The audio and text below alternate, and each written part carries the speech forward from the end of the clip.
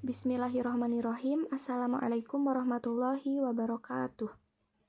Di kesempatan kali ini, kami dari kelompok 10, yaitu saya Nisrina Nur Abidah, dan juga rekan saya Syifa Safnastiara, insya Allah akan mempresentasikan terkait jual beli yang diperbolehkan. Oke, langsung saja. Pengertian jual beli. Jual beli dalam istilah fikih disebut dengan al-bai', yang berarti menjual, mengganti, dan menukar sesuatu dengan sesuatu yang lain. Nah, dalam bahasa Arab digunakan untuk pengertian lawannya, yaitu kata asyiro, yang berarti beli. Kata bai' adalah pecahan dari kata ba'un, yang artinya barang. Karena masing-masing pembeli dan penjual menyediakan barangnya dengan maksud memberi dan menerima, karena keduanya saling berjabat tangan satu dengan yang lain. Nah, atas dasar itulah jual beli dinamakan safaqoh, yang artinya transaksi yang ditandai dengan berjabat tangan. Selanjutnya, mal atau harta dan barang itu sendiri, menurut ulama Hanafi adalah segala sesuatu yang disukai oleh tabiat manusia dan bisa disimpan sampai waktu dibutuhkan.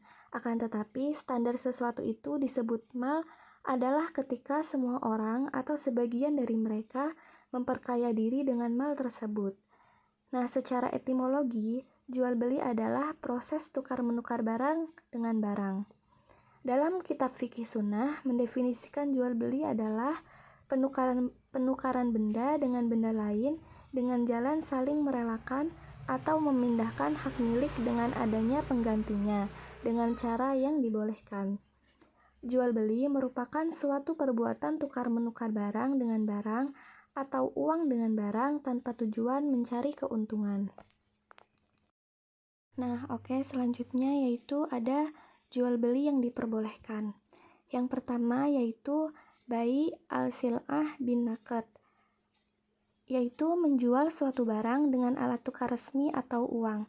Nah, contohnya di sini ada membeli pakaian atau makanan dengan uang rupiah sesuai dengan harga barang yang telah ditentukan.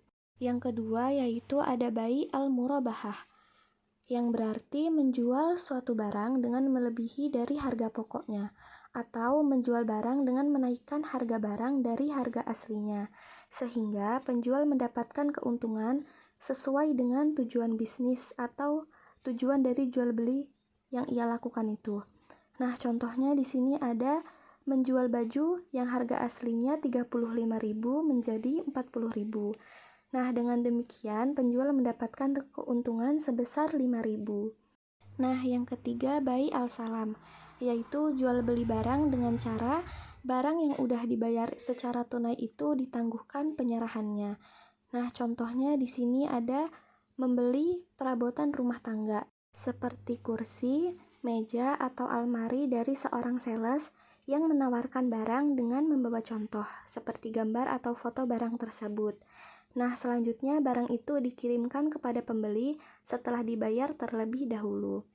Yang keempat yaitu ada bai' al-muqayadah, yang berarti jual beli suatu barang dengan barang tertentu atau yang sering disebut dengan istilah barter.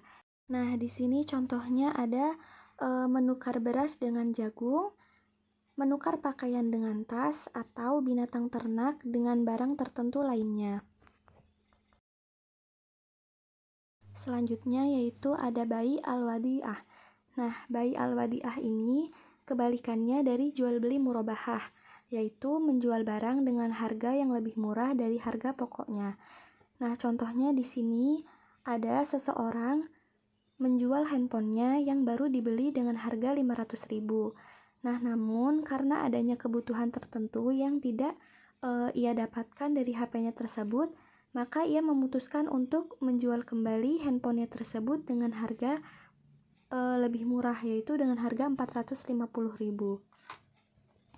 Selanjutnya yang keenam ada bai' at-tauliyah, yang berarti jual beli suatu barang sesuai dengan harga pokok tanpa ada kelebihan atau keuntungan sedikit pun. Contohnya, seseorang yang membeli sebuah motor baru dengan harga Rp13.500.000. Nah, mengingat ia memiliki kebutuhan lainnya yang lebih penting atau pertimbangan tertentu, maka ia memutuskan untuk menjual kembali motor tersebut dengan harga yang sama. Yang ketujuh yaitu ada bai al-ainah, yang berarti jual beli yang terjadi antara dua belah pihak, penjual dan pembeli, di mana seseorang menjual barangnya kepada pihak pembeli dengan harga tangguh yang lebih tinggi dan menjual dengan harga lebih murah jika dibayar secara tunai. Contohnya yaitu sistem kredit atau penangguhan. Yang ke-8 yaitu ada bai al-istisna, yang berarti jual beli dalam bentuk pemesanan atau pembuatan barang dengan spesifikasi dan kriteria tertentu sesuai keinginan pemesan.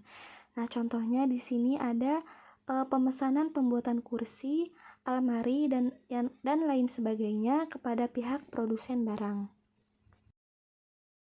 Selanjutnya yang ke-9 yaitu ada bai as-sarf, yaitu jual beli mata uang dengan mata uang yang sama atau berbeda jenis, seperti menjual rupiah dengan dolar Amerika, rupiah dengan rial, atau lain sebagainya. Nah, Abdurrahman Al-Maliki mendefinisikan bai as-sarf sebagai pertukaran harta dengan harta yang berupa emas atau perak, baik dengan sesama jenis dan jumlah yang sama maupun dengan jenis yang berbeda dan jumlah yang sama ataupun tidak. Nah, menurut para ulama, hukum jual beli mata uang adalah mubah atau boleh. Menurut para ulama fikih, termasuk Majelis Ulama Indonesia, transaksi jual beli mata uang pada prinsipnya boleh dengan ketentuan sebagai berikut. Ketentuan yang pertama yaitu tidak untuk spekulasi atau untung-untungan.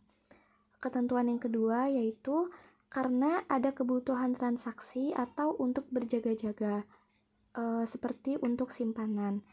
Nah, yang ketiga, apabila transaksi dilakukan terhadap mata uang sejenis, maka nilainya harus sama dan secara tunai.